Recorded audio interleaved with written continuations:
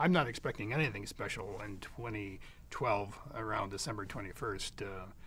I'm not going to lay in any extra supplies, no survival gear. I'm just going to lay in an extra supply of eggnog for the coming holiday season. There's no planet Nibiru, there's no planet X, and nothing is hurtling toward us.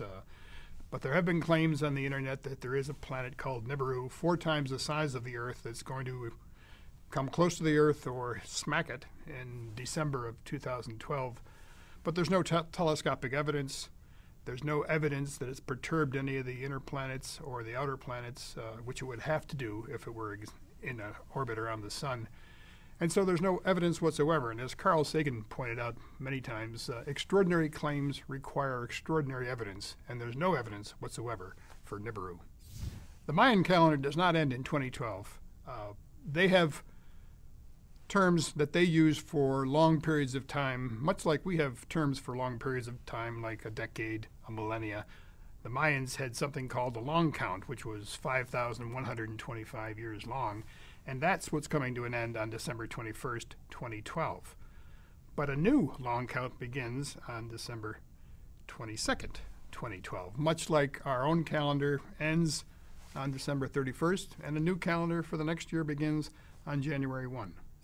Regarding the solar maximum cycle, the sun has a period of solar activity that lasts about 11 years, so it is scheduled to reach a maximum around 2012, but it's been doing this for millennia. It reaches a solar maximum every 11 years or so for millennia, and there's no reason to suspect that this 2012 time period will be any different from the others.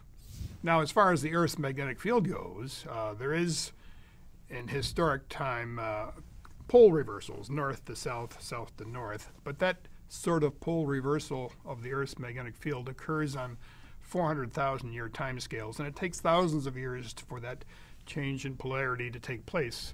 And there's no evidence whatsoever that it's going to start changing polarity in 2012, and even if it did, that wouldn't affect the rotation of the Earth, nor would it affect the rotation axis of the Earth.